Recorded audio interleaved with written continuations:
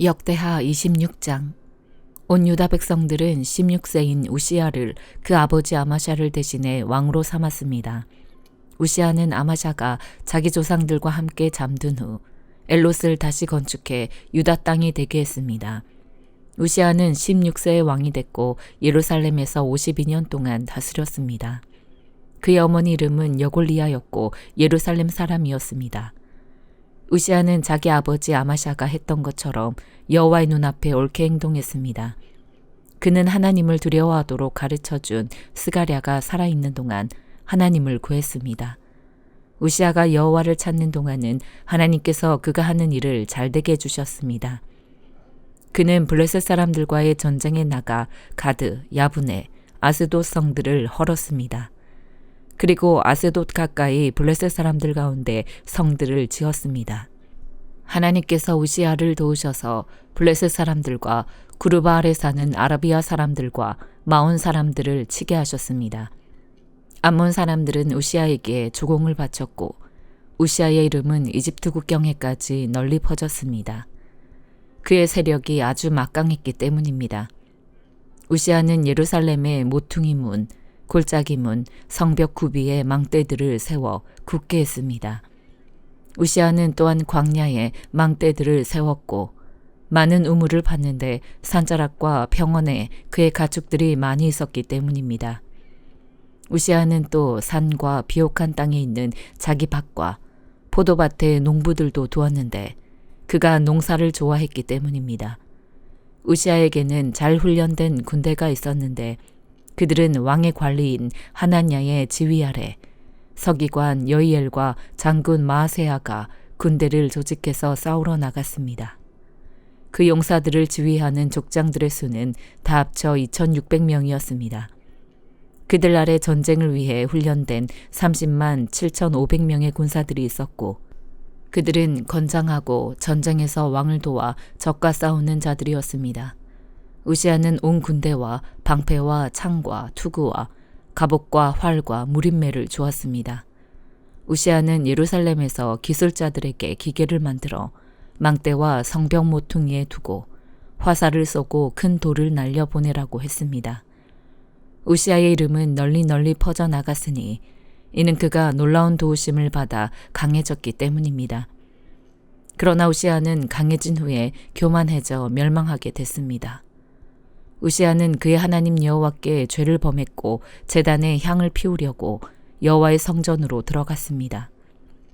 제사장 아사랴는 다른 용감한 여호와의 제사장 80명을 데리고 우시야를 따라 들어갔습니다.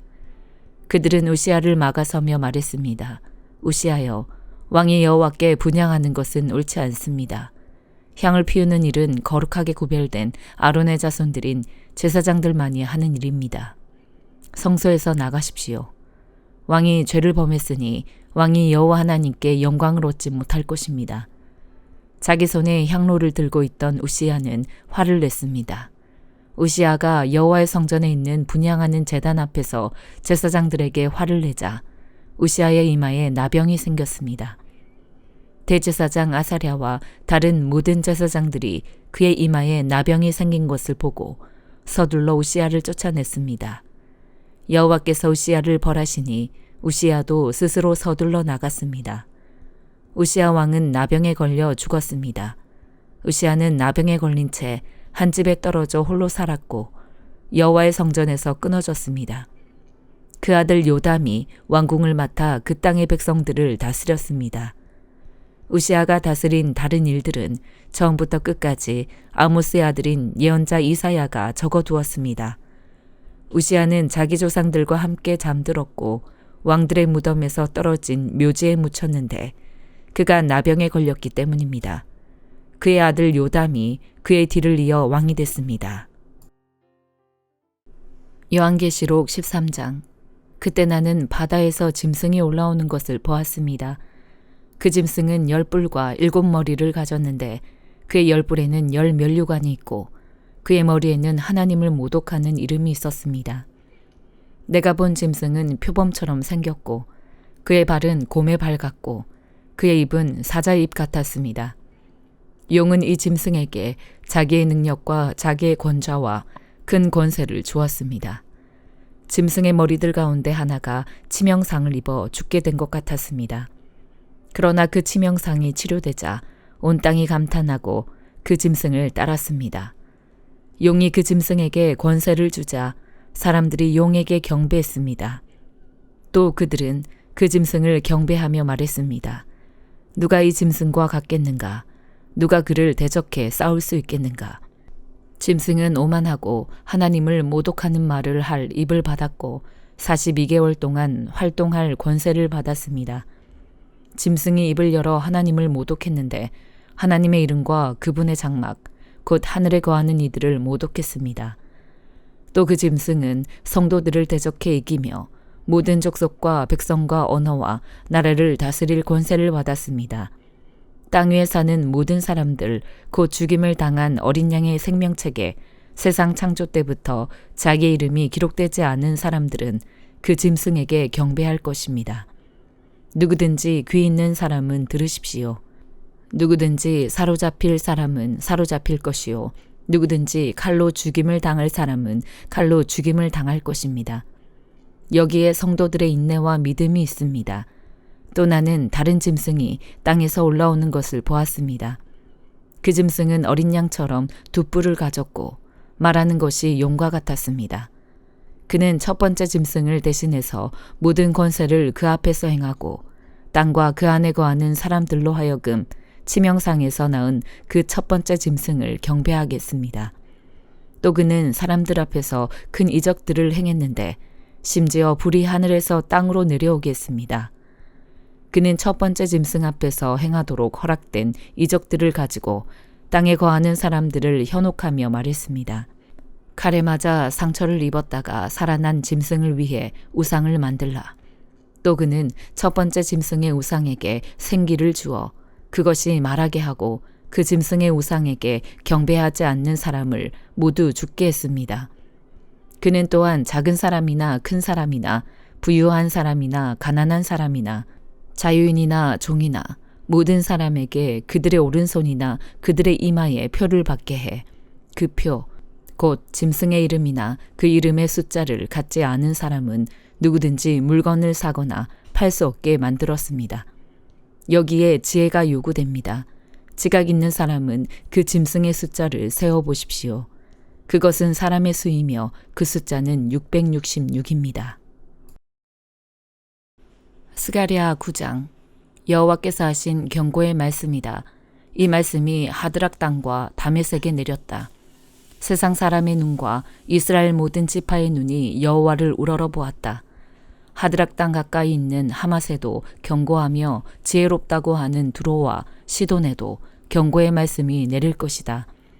두로는 자기들을 위해서 요새를 짓고 은을 티끌처럼 쌓고 순금을 거리의 진흙처럼 쌓아두었다. 주께서 그가 가진 것을 빼앗고 쫓아내시며 바다에서 떨치던 그의 힘을 무너뜨리시고 그를 불로 삼키실 것이다. 아스글론이 그것을 보며 두려워할 것이고 가사도 몹시 무서워할 것이며 에그론도 바라던 것을 잃고 무서워할 것이다. 가사에서 왕이 끊길 것이요 아스글론에는 사람이 살지 않을 것이다. 아스돗의 혼혈인들이 살 것이며 내가 블레셋 사람들의 교만을 꺾을 것이다. 내가 블레셋의 입에서 피를 없애고 그의 이빨 사이에 낀 역겨운 것을 없앨 것이다. 그들의 남은 사람은 우리 하나님께 돌아와 유다의 한 지도자처럼 되고 에그로는 여부스 사람처럼 하나님의 백성이 될 것이다. 적이 오지 못하도록 막기 위해 내가 내 집을 둘러 진을 칠 것이다. 내가 내 눈으로 똑똑히 지키고 있으니 억압하는 사람이 다시는 그곳으로 침입하지 못할 것이다. 시온에 따라 마음껏 기뻐하여라. 예루살렘에 따라 소리쳐라. 보아라. 네 왕이 너에게로 오신다. 그는 의로우시며 구원을 베푸시는 분이다. 그는 겸손하셔서 나귀를 타시니 새끼 나귀를 타고 오신다. 내가 에브라임에 있는 전차를 없애고 예루살렘에 있는 말을 없애고 전쟁용 활도 부러뜨릴 것이다. 그가 다른 민족들에게 평화를 말하고 그가 바다에서 바다까지 다스리며 유프라테스 강에서 땅끝까지 다스릴 것이다. 너로 말하자면 내가 너와 피로 언약을 맺었으므로 내가 너희 가운데 사로잡힌 사람들을 물 없는 구덩이에서 풀어줄 것이다. 사로잡혔으나 희망을 잃지 않은 사람들아, 너희는 요새로 돌아갈 것이다. 오늘 너희에게 말한다. 내가 너에게 2배로 돌려줄 것이라고. 내가 유다를 활처럼 당기고 에브라임을 화살로 삼았다. 시온아, 내가 네 아들들을 일으켜 그리스 아들들을 치게 하고 내가 너를 용사의 칼처럼 쓸 것이다. 그때 여호와께서 그분의 백성들에게 나타나셔서 화살을 번개처럼 쏘실 것이다. 만군의 여호와께서 나팔을 부시며 남쪽에서 부는 회오리 바람처럼 앞으로 나가실 것이다. 만군의 여호와께서 그들을 보호하시니 그들이 원수를 쳐부수고 무림맷돌을 던지는 사람을 밟아 이길 것이다. 그들이 술을 마신 듯이 적의 피에 취해 즐거이 부른다. 그들은 피로 가득 찬 그릇 같고 피에 젖은 제단 모서리 같을 것이다. 그날에 그들의 하나님 여호와께서 그들을 그분의 백성의 양떼처럼 구원하실 것이다. 그들은 여호와의 땅에서 왕관에 달린 보석처럼 빛날 것이다. 그들이 얼마나 잘 살고 얼마나 아름다운지 청년들은 곡식으로 굳세어지고 처녀들은 새 포도주로 아름다워질 것이다. 요한복음 12장. 유월절이 시작되기 6일 전에 예수께서 베다니에 도착하셨습니다. 그곳은 예수께서 죽은 사람 가운데서 다시 살리신 나사로가 사는 곳이었습니다. 그곳에서 예수를 위해 잔치를 베풀었습니다. 마르다는 음식을 날랐고 나사로는 예수와 함께 음식을 먹고 있는 사람들 가운데 함께 있었습니다. 그때 마리아가 매우 값비싼 향유인 순수한 나드 1리트라를 가져다가 예수의 발에 붓고 자기 머리털로 예수의 발을 닦아드렸습니다. 집안은 온통 향내로 가득했습니다. 그때 제자들 중 하나이며 나중에 예수를 배반할 가룟 유다가 말했습니다. 왜 이 향유를 300데나리온에 팔아 가난한 사람들에게 주지 않고 낭비하는가? 그가 이렇게 말한 것은 가난한 사람들을 생각해서가 아니었습니다. 그는 돈주머니를 막고 있으면서 거기에 있는 돈을 훔쳐가곤 했기 때문입니다. 예수께서 대답하셨습니다. 그대로 두어라. 이 여인은 내 장례 날을 위해 간직해둔 향유를 쓴 것이다. 가난한 사람들은 항상 너희와 함께 있지만 나는 항상 너희와 함께 있는 것이 아니다. 유대 사람들의 큰 무리가 예수께서 베다니에 계시다는 것을 알고 몰려왔습니다. 이는 예수뿐 아니라 예수께서 죽은 사람 가운데서 살리신 나사로도 보기 위함이었습니다. 대제사장들은 나사로도 죽이려고 모의했습니다. 그것은 나사로 때문에 많은 유대 사람들이 떨어져 나가서 예수를 믿기 때문이었습니다. 다음 날 명절을 맞아 올라온 많은 사람들이 예수께서 예루살렘으로 오신다는 말을 듣고 종려나무 가지를 꺾어 들고 예수를 맞으러 나가 호산나 주의 이름으로 오시는 분에게 복이 있도다. 이스라엘의 왕에게 복이 있도다 하고 외쳤습니다. 예수께서는 어린 나귀 한 마리를 보시고 그 위에 올라앉으셨습니다. 이것은 성경에 기록된 것과 같습니다. 시온에 따라 두려워하지 말라. 보라, 네 왕이 새끼 나귀를 타고 오신다. 제자들은 처음에는 이 일을 이해하지 못했습니다. 그러나 예수께서 영광을 받으신 뒤에 비로소 이 말씀이 예수를 두고 기록한 것이며 또한 사람들도 예수께 그렇게 행했다는 것을 깨닫게 됐습니다. 또 예수께서 나사로를 무덤에서 불러내 죽은 사람 가운데서 살리셨을 때 함께 있던 사람들이 그 일을 증언했습니다. 이처럼 무리가 예수를 맞으러 나온 까닭은 예수께서 이런 표적을 행하셨다는 말을 들었기 때문이었습니다. 그러자 바리새파 사람들이 서로 말했습니다. 보시오, 온 세상이 예수를 따르고 있으니 이제 할 수 있는 것이 없지 않소. 명절에 예배드리기 위해 올라온 사람들 중에 그리스 사람들도 있었습니다. 그들은 갈릴리 베세다 출신인 빌립에게 와서 간청했습니다. 선생님, 우리가 예수를 뵙고 싶습니다. 빌립은 안드레에게 가서 말했습니다. 이어 안드레와 빌립이 함께 예수께 말했습니다. 예수께서 대답하셨습니다. 인자가 영광 받아야 할 때가 왔다. 내가 진실로 진실로 너희에게 말한다. 밀알 하나가 땅에 떨어져 죽지 않으면 한 알 그대로 있고 죽으면 많은 열매를 맺게 된다. 자기 생명을 사랑하는 사람은 잃을 것이요 이 세상에서 자기 생명을 미워하는 사람은 영원히 그 생명을 보존할 것이다. 누구든지 나를 섬기려면 나를 따라야 한다. 내가 있는 곳에 나를 섬기는 사람도 함께 있을 것이다. 누구든지 나를 섬기면 내 아버지께서 그를 귀하게 여기실 것이다. 지금 내 마음이 몹시 괴로우니 내가 무슨 말을 하겠느냐. 아버지여, 내가 이 시간을 벗어날 수 있게 해주십시오 하겠느냐. 아니다. 나는 바로 이 일 때문에 이때 왔다. 아버지여, 아버지의 이름을 영광스럽게 하소서. 바로 그때 하늘에서 소리가 들려왔습니다. 내가 이미 영광스럽게 했다. 다시 영광스럽게 할 것이다. 곁에 서서 그 소리를 들은 사람들은 천둥이 쳤다고 말했습니다. 다른 사람들은 천사가 예수께 말했다라고도 했습니다. 예수께서 말씀하셨습니다. 이 소리가 난 것은 나를 위한 것이 아니라 너희를 위한 것이다. 이제 세상을 심판할 때니 이 세상의 통치자가 쫓겨날 것이다. 그러나 내가 이 땅에서 들려 올라갈 때 나는 모든 사람들을 내게로 이끌 것이다. 예수께서 이렇게 말씀하신 것은 자신이 어떤 죽음을 당할 것인지 암시하려고 하신 말씀입니다. 그때 무리가 대답했습니다. 우리는 율법에서 그리스도께서 영원히 계신다고 들었는데 어째서 당신은 인자가 들려서 올라가야 된다고 하십니까? 이 인자란 누구입니까? 그러자 예수께서 그들에게 말씀하셨습니다. 아직 얼마 동안은 빛이 너희 가운데 있을 것이다. 어둠이 너희를 삼키지 못하도록 빛이 있는 동안에 걸어 다니라. 어둠 속에서 다니는 사람은 자기가 어디로 가는지 알지 못한다. 너희에게 빛이 있는 동안에 너희는 그 빛을 믿으라. 그러면 너희가 빛의 아들들이 될 것이다. 이 말씀을 하신 후 예수께서는 그들을 떠나서 몸을 숨기셨습니다. 예수께서 이 모든 표적을 그들 앞에서 행하셨음에도 불구하고 그들은 여전히 예수를 믿지 않았습니다. 이것은 예언자 이사야의 말을 이루려는 것입니다. 주여, 우리의 전한 것을 누가 믿었으며 주의 팔이 누구에게 나타났습니까? 그들이 믿을 수 없었던 까닭을 이사야가 다시 이렇게 말했습니다. 주께서 그들의 눈을 멀게 하셨고 그들의 마음을 무디게 하셨으니 이는 그들이 눈이 있어도 보지 못하게 하고 마음으로 깨달아 돌이키지 못하게 해 내게 고침을 받지 못하게 하기 위함이다.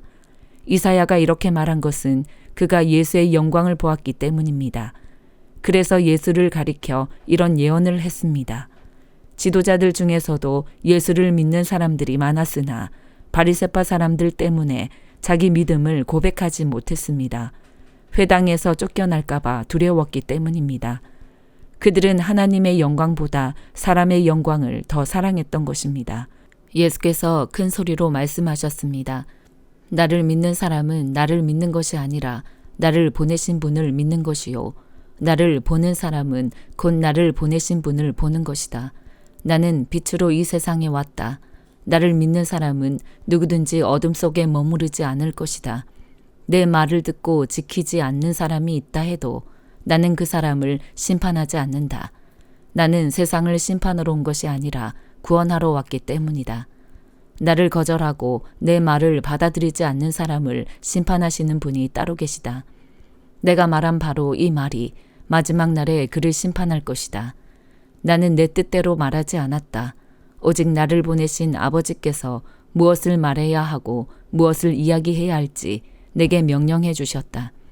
나는 그가 주신 명령이 영생이라는 것을 안다. 그러므로 나는 무엇이든지 아버지께서 내게 말씀해 주신 대로 말한다. 아멘.